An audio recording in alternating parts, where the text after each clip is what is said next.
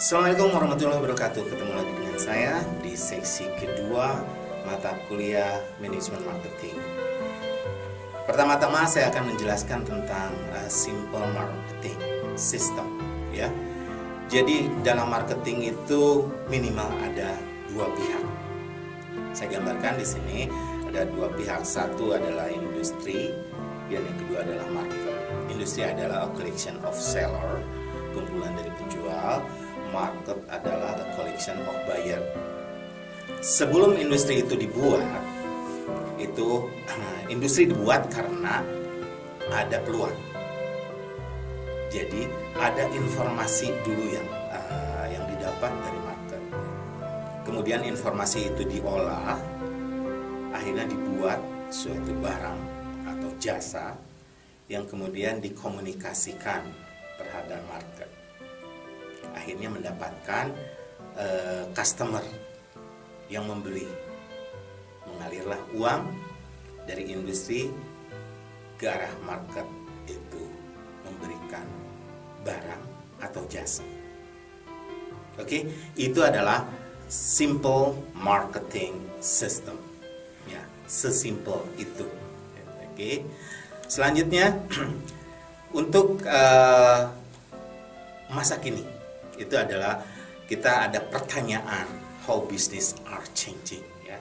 Bagaimana bisnis itu berubah dari waktu ke waktu. Oke. Kita lihat dulu dari bagian market atau bagian customer today, ya. Customer today. Jadi customer untuk masa kini atau saat ini mereka mempunyai harapan yang semakin tinggi. Info semakin lengkap dan semakin kritis. Loyalitas rendah. Sensitivitas terhadap harga meningkat, ya. Jadi mempunyai harapan yang tinggi terhadap kualitas barang, terhadap apa yang mereka butuhkan akan didapat atau dipenuhi oleh suatu produk tertentu. Jadi mereka sebelum membeli itu mereka berusaha mendapatkan info selengkap-lengkapnya. Kemudian mereka semakin kritis dengan era internet saat ini, sosial media. Mereka tidak langsung membeli, menanyakan dulu ada testimoni atau enggak, seperti itunya. Terus andai kata suatu produk itu sejenis muncul lagi, mereka akan mencoba kalau itu memang lebih baik atau memang lebih memenuhi kebutuhan mereka dan keinginan serta kepuasan mereka. Mereka tidak selalu tetap dalam branded yang sama. Mereka bergerak terus. Kemudian juga terhadap harga itu semakin sensitif dan semakin meningkat. Itu adalah bagian dari customer today. Kita lihat dalam company today. Dalam company today itu adalah persaingan semakin tajam karena mereka banyak sekali di era informasi yang semakin cepat sekarang ini, banyak sekali follower atau banyak sekali company yang sama-sama untuk berebut peluang yang ada di pasar. Akibatnya harga di pasaran juga sangat kompetitif. Jadi itu adalah dalam mekanisme pasar, ya. Jadi margin laba semakin turun. Kemudian tuntutan dan orientasi sosial meningkat. Jadi memang produk-produk yang dihasilkan itu tidak bisa serta-merta bakal terserap pasar. Mereka akan menilai juga sebagian pasar atau sebagian segmen pasar juga mereka akan memperhatikan tentang orientasi sosialnya atau tentang kepedulian lingkungan mungkin, atau mungkin produk itu ramah lingkungan gitu, ya, atau juga ramah terhadap kesehatan gitu. Kemudian tren kekuatan informasi semakin meningkat. Jadi company today itu menghadapi tren kekuatan informasi yang sangat meningkat. Jadi sosial media yang kita bisa mendapatkan informasi apapun via internet. Oke, selanjutnya kita akan membahas tentang core concept of marketing, ya. Jadi sebelum melangkah untuk mengetahui atau untuk lebih memahami tentang manajemen marketing, kita akan jelaskan secara rinci tentang core concept of marketing. Oke, core concept yang marketing yang pertama itu adalah marketing offer, ya. Consumer needs and want are fulfilled to the marketing offer, yeah, which is some combination of product, service, or experiences offered to a market and satisfies a need.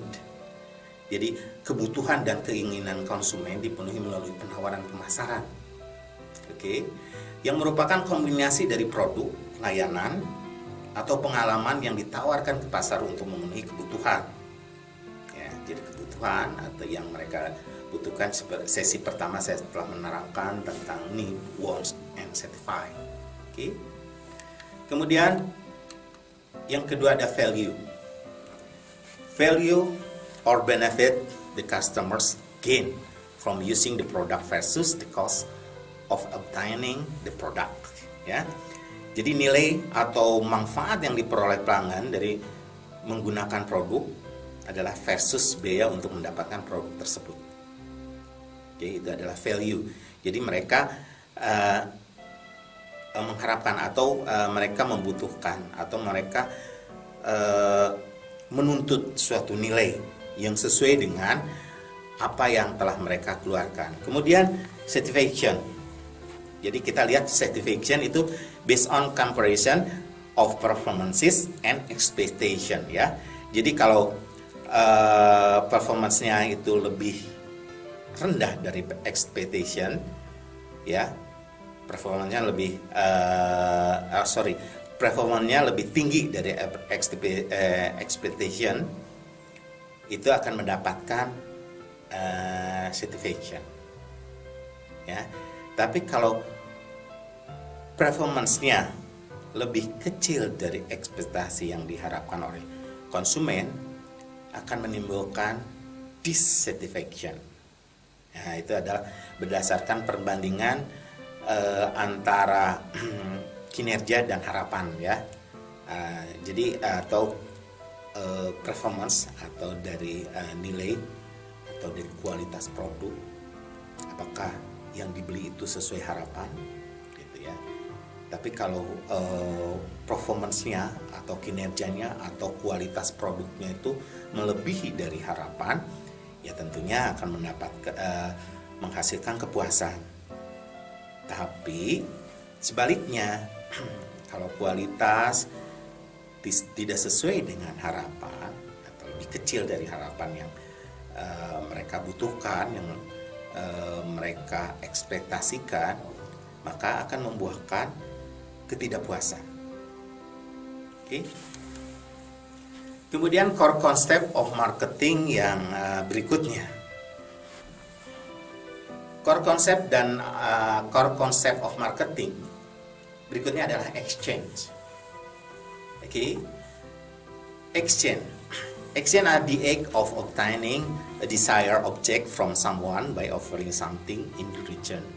Jadi tindakan mendapatkan objek yang diinginkan dari seseorang, ya, dengan menawarkan sesuatu sebagai imbalan. Jadi kita menawarkan sesuatu, mereka mendapatkan, dan kita mendapatkan imbalan berupa uang, ya, dari produk yang kita jual, ya. Itu adalah exchange. Kemudian transaction. Transaction adalah consists of a trade value between two parties, ya. Terdiri dari nilai perdagangan antara dua pihak.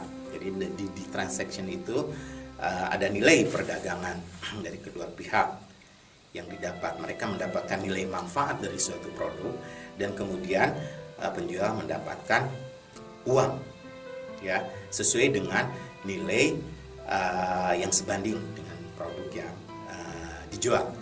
Oke, kemudian adalah relationship. Jadi relationship itu adalah the goal of marketer is to build solid relationship with customer and retaining by them delivering superior value, ya.